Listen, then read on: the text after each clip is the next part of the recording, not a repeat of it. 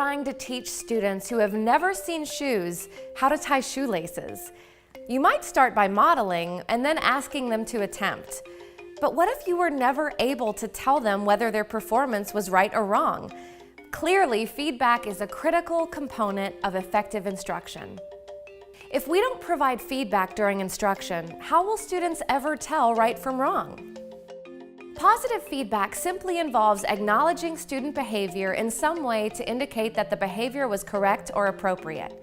This could happen with a thank you, a thumbs up and a smile, or some other positive signal for letting the student know he or she was correct.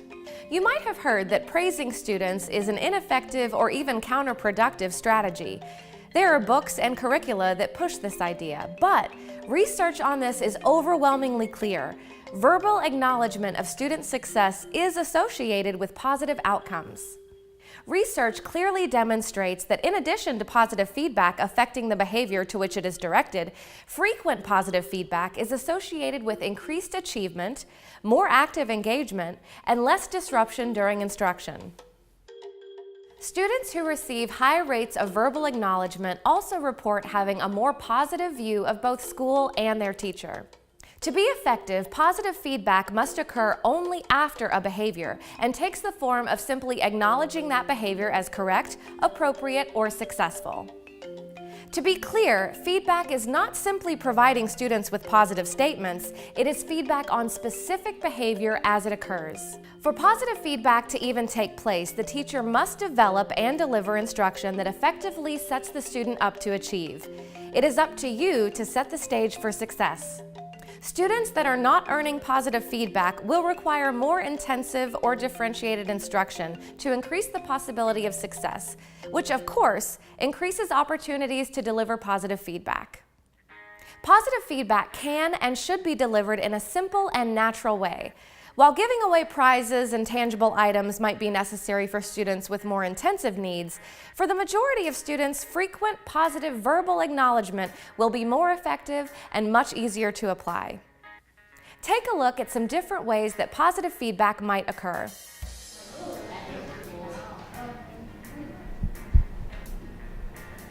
Thank you.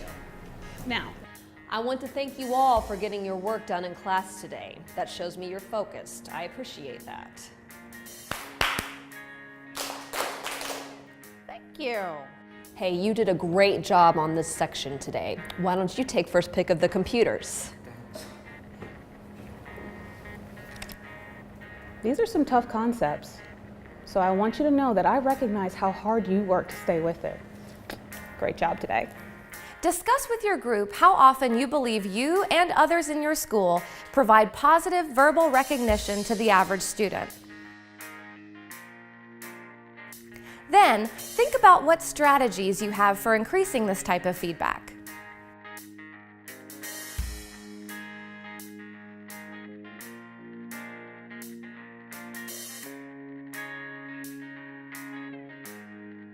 Of course, students are not always positive or appropriate.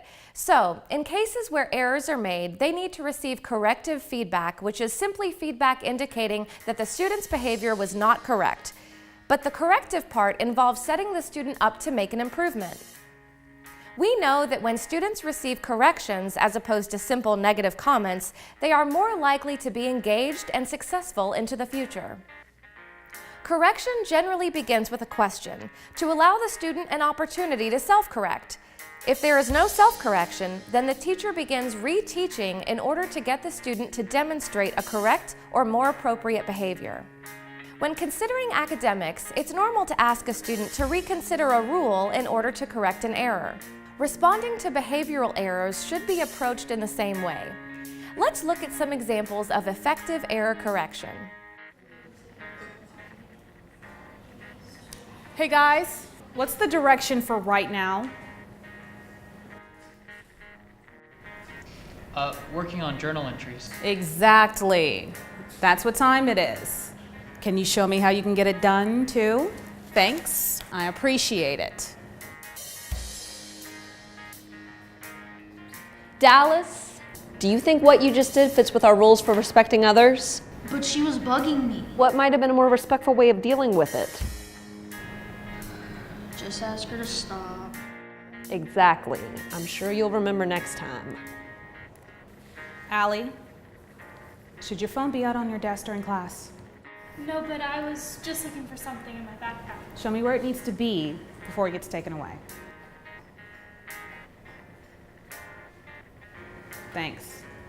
I know you just forgot, but it needs to be put away or it will be taken away. Discuss with your group the conditions under which you typically deal with student errors and misbehavior. Given your unique students, discuss how corrective feedback might be most effectively applied to get positive results.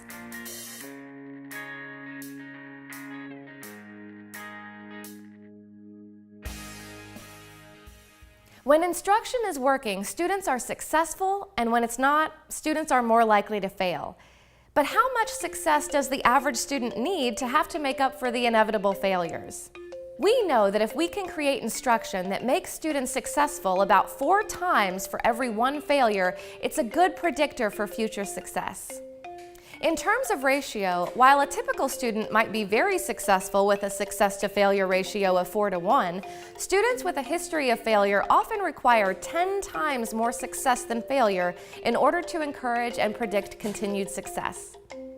Creating this level of success for every student is the responsibility of the teacher and presents a variety of challenges. Students that experience high rates of failure with any behavior tend to either withdraw or become aggressive. So, if students are not maintaining a high ratio of success, it tells us that instruction is not working. And when that's the case, we have to change what we're doing as teachers, or else it sets us and our students up for problems down the road. My students' behavior lets me know how well my instruction is working. When they're successful, I let them know, and when they make errors, I change my instruction. The kids who are making errors will continue to do so if I don't do something different.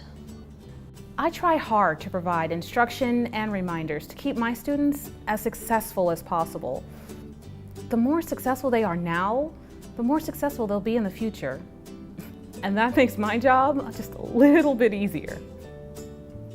Between now and your next meeting, take some time to think about your use of positive and negative acknowledgement of student behaviors. First, count the number of positive and negative statements you make and think about your average ratio. Second, think about how often you use correction as opposed to straight negative feedback. Come to the next meeting with your data and be prepared to discuss your thoughts.